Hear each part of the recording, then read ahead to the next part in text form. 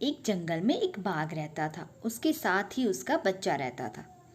तो जब बाघ शिकार के लिए जंगल में चला जाता था, दिन भर बाहर रहता, तो बाघ का बच्चा वहीं पर आसपास ही खेलता रहता था और शाम को अपनी माँ से मिलता। तो वहीं पर थोड़ी दूरी पर एक गाय भी रहती थी, वो भी अपने बछड़े के साथ रहती थी। तो ऐसे ही गाय भी दिन भर चरने के लिए जंगल में जाती और शाम को घर आ जाती थी। तो तब तक बछड़ा वहीं पर ही आसपास ही, अपने घर के आसपास ही वहीं पर खेलता रहता था, कूदता रहता था और अपनी माँ का इंतजार करता था। लेकिन एक दिन जब बछड़ा खेल रहा था तो वहाँ पर बाघ का बच्चा आता है। उसकी नज़र बछड़े पर जाती है तो वो दोस्ती के लिए उसकी तरफ आने लगता है। लेकिन बछड़ा डर जाता है।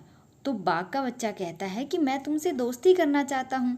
तो बछड़े ने कहा, तुम तो मांसाहारी हो और हम शाकाहारी, हमारे बीच दोस्ती कैसी? तो बाघ के बच्चे ने कहा, हम मांसाहारी जरूर हैं, लेकिन मैं तुम्हें कुछ नहीं कहूँगा। हमारी दोस्ती पक्की रहेगी और हमेशा पक्की रहेगी। आज से हम दोस्त रहेंगे। जब भी हमारी माएँ बाहर जाएंगी जंगल में और हम दोनों यहाँ पर खेला करेंगे, मस्ती करेंगे।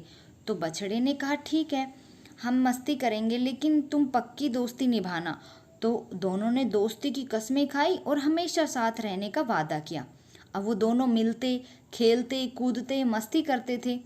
तो ऐसे ही जब एक दिन की बात है, गाय जब चरने के लिए जाती थी तो अपना दूध रखकर चली जाती थी अपने बच्चे के लिए, ताकि बछड़ा पीछे से दूध पी ले। तो जब गाय चरने जाने वाली थी तो वो एक दिन दूध रखकर जा रही थी और अपने बछड़े से बोली, देखो बेटा, अगर जिस दिन भी मेरा दूध लाल हो जाए उस दिन समझ जाना किसी बाघ ने मुझे खा लिया है। बछड़े ने कहा, नहीं माँ, ऐसा कभी नहीं होगा। और गाय चली जाती है। तो फिर से वो दोनों वहाँ, जब गाय चली गई तो दोनों दोस्त वहाँ पर खेलने लगे, मस्ती करने लगे। तो उसने ये सारी बात अपनी दोस्त को भी बताई। तो बाघ के बच्चे ने कहा, नहीं नहीं, ऐसा कभी नहीं होगा। तो फिर वो दोनों खेलते रहते, मस्ती करते।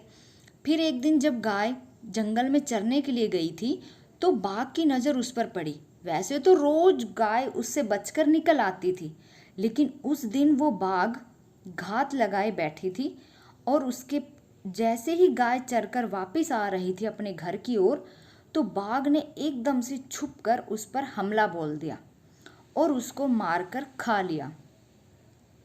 अब गाय बेचारी का काम तमाम कर दिया। अब गाय शाम तक घर लौटकर नहीं आई, लेकिन बाघ तो अपने घर आ गया। जैसे ही और इधर रात होने लगी तो बछड़े को चिंता होने लगी कि मेरी माँ अभी तक नहीं आई है।